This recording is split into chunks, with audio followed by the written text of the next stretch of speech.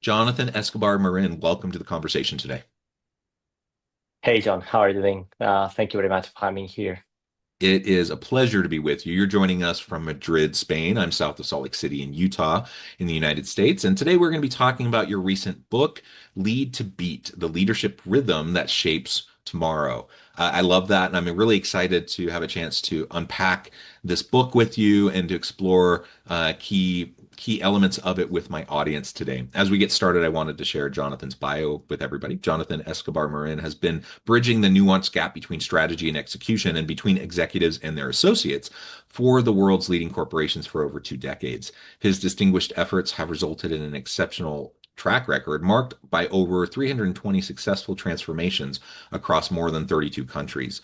After leaving school at 16, he later transformed adversity into advantage, ultimately guiding global boards and C-suites across FMCG, retail, pharmaceutical, and tech sectors, where he has consistently empowered firms to outperform markets and dismantle organizational complacency. Again, it's just a real pleasure to be with you. Anything you would like to share by way of your background or personal context before we dive on in? John, no, I enjoy to close the gap between strategy and execution. That's what I've done all my life, and that's what I try to share in the book Lead to Beat. And looking forward to to talking to you now about this and my experience and what we have learned over these years. So thank you for having me here. Yeah, excellent. Well, let's start there. Let's start with the book. And I always like to ask authors, why this book? Why now? Writing a book is a labor of love, takes a lot of time, energy, blood, sweat, tears, whatever, however you want to frame it. It's hard and it takes a lot of yourself to then take it into market, and it's a very vulnerable thing to do. And yeah, so what was it about this book? Why did you feel the need to put this out in the world? Well, the reality is I started to write the book in 2012, so more than 13 years ago. By that time, I was an executive. I was a director at Harman Group, and I was traveling a lot, long flights. And I decided that I didn't decide. So a friend of mine told me, "Hey, record your learnings, no? Hmm. Put voice records, record everything you have experience in your career, but especially not record everything that you are learning in this incredible transformation you are going undergoing." And I started to do this. I remember I opened OneNote with all the different notes, the different documents, also a lot of voice records, and that's where the book started. So I spent 6 years as a director there. So of course that was not the moment to write a book.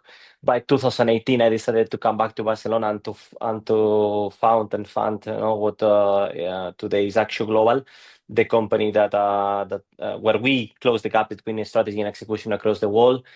And to be honest, the COVID time was a very important moment because I recovered, all that notes. I put them together, I organized them, and I decided that I wanted to write this book, and that was in 2020.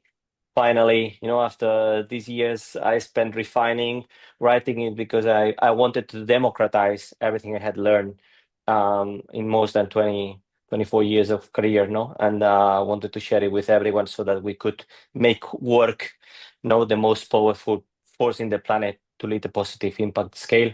And yeah, I wanted to democratize just my knowledge and my experience in all these years and the experience of Actual Global. I love that. I love that. And it's a common theme I hear when I meet with folks.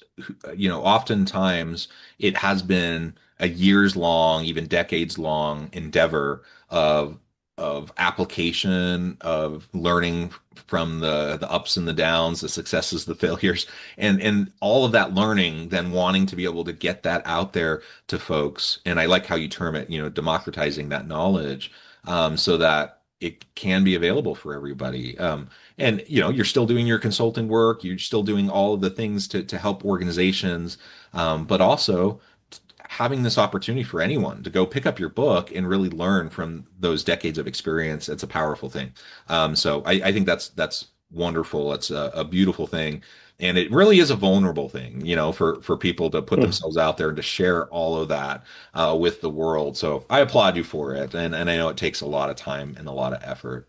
All right, so Thanks. let's dig in now and start to unpack some of the core elements of what you put out there in your book.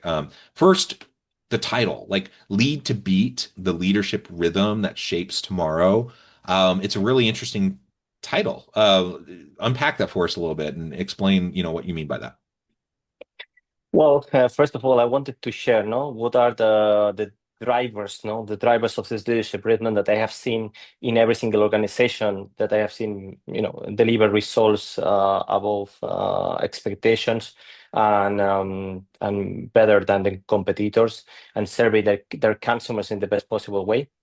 And yes, lead to beat your competitions, to beat your fears, to beat what I call in the book fate, right? That is this the way I like to define the world today. That is a world that is increasingly fragmented, with a lot Mhm. of ambiguity, with turbulence. No, everything Yeah. can change from one day to the other, and with a lot of entropy. No, things that were really powerful 1 year ago, and the strategies that were delivering results 1 year ago. After 1 year, you need to renew them, you need to throw away your trophies and start over again.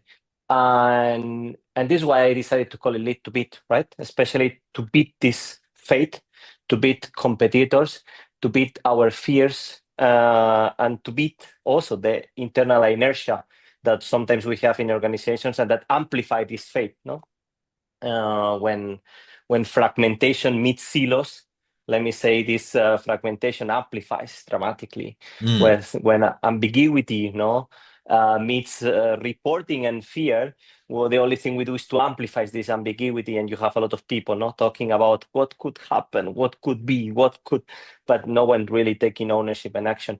And this is why I decided to call it lead to beat. And the leadership rhythm describes it's described within the book with through this four fundamental drivers that I have seen in the best organizations in the world. Yeah, and we'll get into those in just a minute.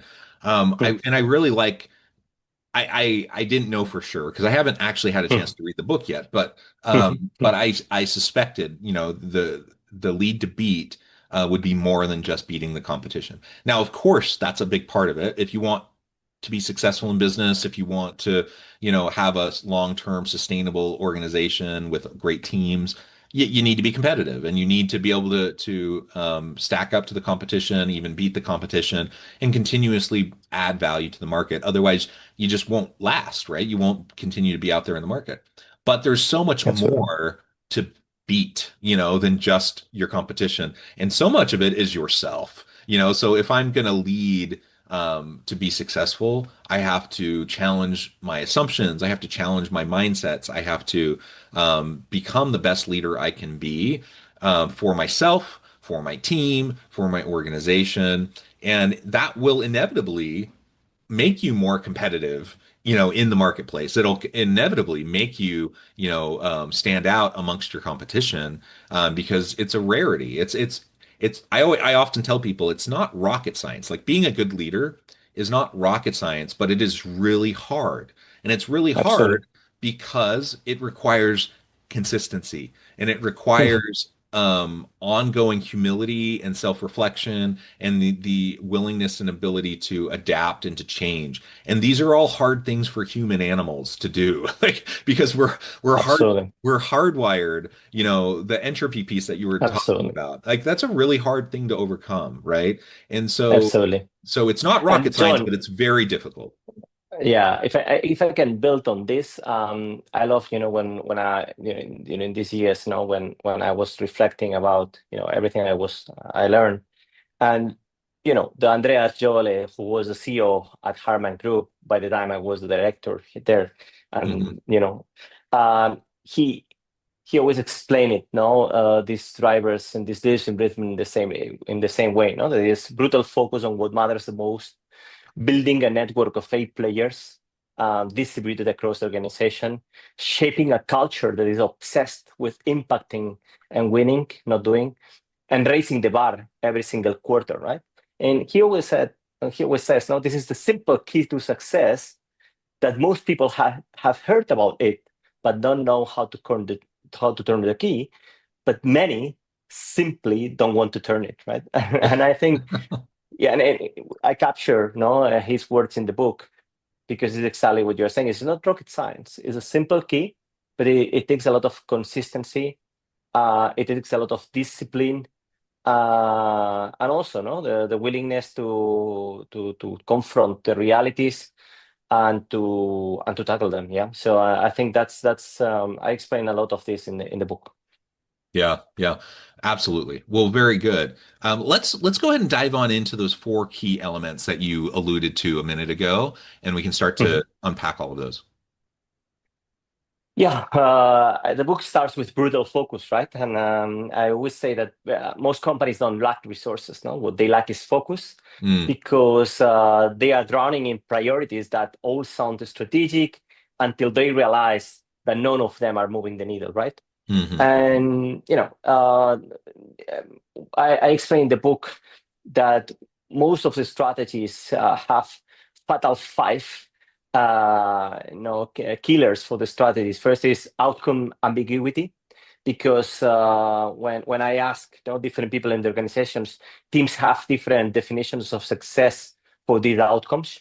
A lot of short-term myopia, because a lot of short-term at the expense of the long-term value creation. A lot of diffused accountability, because a lot of projects where everyone is responsible but no one is accountable. I also see a lot of fractured collaboration, silos optimizing locally while the enterprise bleeds, and where the consumer is not at the center. And diluted talent, yes, the best people of the organization are scattered across initiatives that don't really matter. And this is why I talk here about brutal focus, and I start with brutal focus. And in order to create brutal focus, I propose that leaders start with the wall, that is a single source of truth, not another dashboard, not another OKR tool.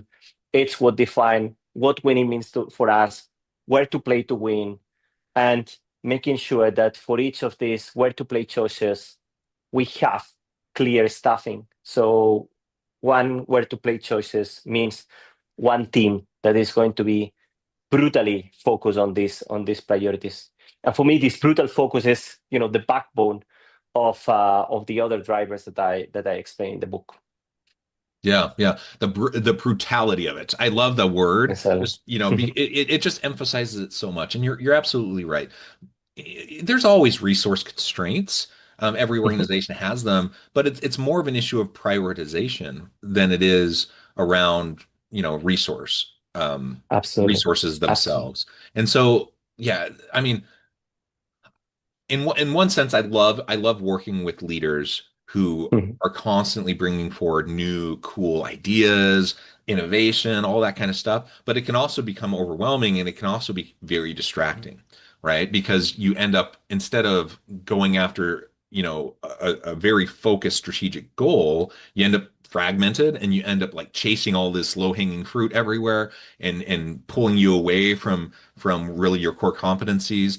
And yeah, the distraction is very real. And the bigger the organization, often the more challenging it becomes, because you're trying to manage strategic priorities, not just at the team level, but like at the unit level, and then at the organizational level.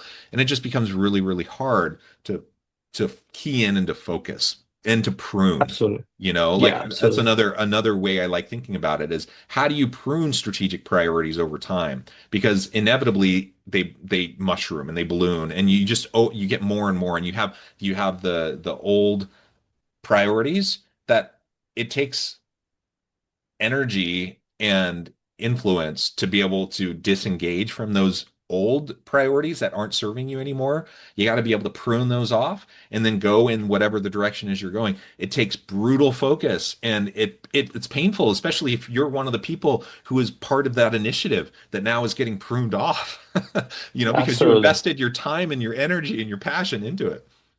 Absolutely, no, you're absolutely right, and we also love good ideas, no, and we like also in this brutal focus to have ambidexterity. So it means things that, need to deliver the results of the year, combined with things that probably will transform the business in the next 5, 10 years, right?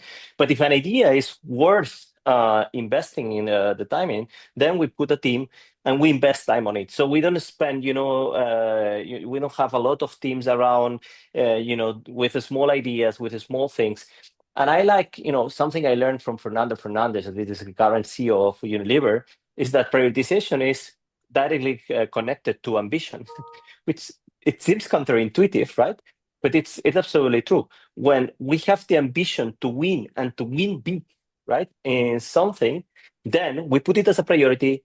We put the budget, we put the right resources, and we put the dream team behind that priority.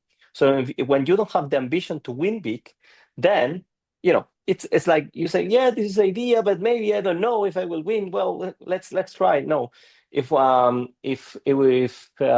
want to win and we want to win big, then it's a priority.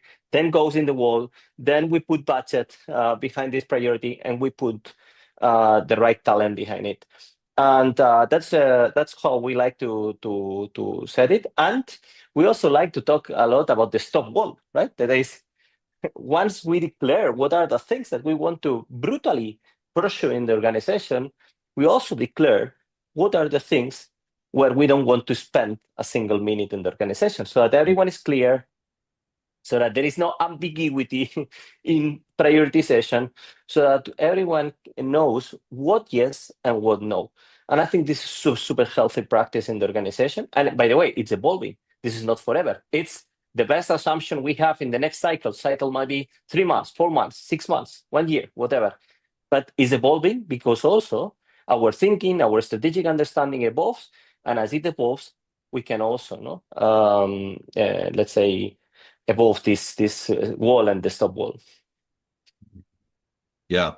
All right. So let's move into the next core elements, but understanding again that brutal focus, that's a foundational piece. You have to have it, and you have to be willing to just be very honest and open and have those conversations around what your core priorities are and why, and just remain brutally focused to them.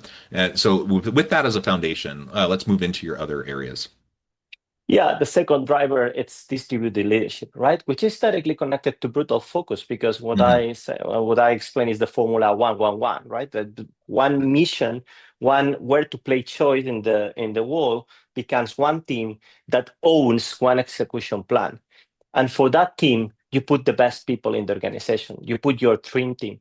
And this requires that departments evolve from silos to talent pools, where the specialists in the functions flow to value to these teams that need to work on the brutally important. And this talent comes from every corner in the organization. And this also requires that management shifts from control to enablement. So the role of leaders isn't to make every single decision, it's to create the conditions where the right decisions get made fast by the people with the best information and with the best ambition and with the best knowledge that is driving each of these missions. In the end, we are talking about leaders building new leaders. That's how you scale impact without scaling chaos, right? Every mission leader becomes a talent multiplier. They Hmm. are not just delivering outcomes, they are delivering the next generation of leaders who can own, this brutally important missions that we referred to before. So it's directly connected, but it takes time, right? It takes time through you referred to at the start of the podcast, through consistency, habit, and leaders really dedicated to this. Yeah, yeah. Excellent. I'm not sure I have much to add there other than I agree. I Hmm. think it's incredibly important that leaders practice this and foster that kind of an approach. And I imagine that leads into your next component. Yeah, impact over activity. I start this chapter saying that winning is not an option, huh? For us in the organizations where we see that they deliver the best results. Winning is a long-term commitment. Mm. Um, that sentence should sometimes could make someone uncomfortable, especially when you are celebrating activity over outcomes. Yes. But the reality is that the shift from doing to winning is fundamental and key in the organizations we build. You either are a winner or you are, a player, or you are a bench hitter, right? Mm. There is no middle ground. And we find today that organizations are filled with people that are just, players or bench hitters, but not people that want to own and have the ambition to win.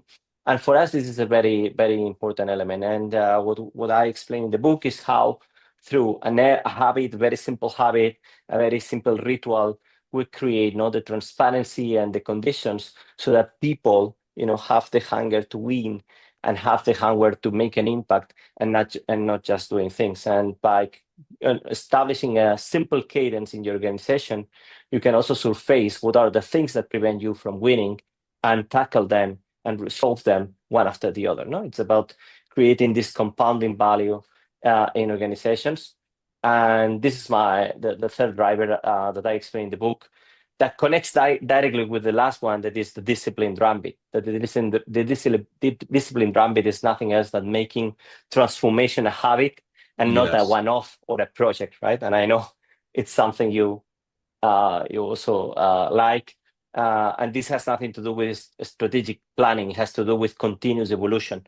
It has to do with, as I explained before, every quarter throwing away your trophies, taking all your learnings and starting over again. And this is the fourth driver I explained in the book. And of course, all of them are interconnected, but each of them requires, a special consistency from leadership in order to have, a magic outcome. That is what we see, in the organizations, that they forge these drivers one after the other, this leadership rhythm. Yeah, yeah. The consistent drumbeat, that leadership rhythm, I think it's so important. And often, I think leaders forget how how much you need to over communicate um in a change environment, in an ambiguity environment. And if you want to be agile and ambidextrous, as you've referred to, you just have to consistently come back, relentlessly, consistently come back to those core priorities. You communicate and over communicate where you're going and why, and all of those things. And like you said in the last one, you have to get beyond just the behaviors and the actions and kind of going through the motions of productivity theater. And you can perform and have all sorts of outputs, but are they actually driving results? Like the results that actually matter? And organizations often get buried in KPIs that don't actually matter, and don't actually drive end long-term, success and sustainability.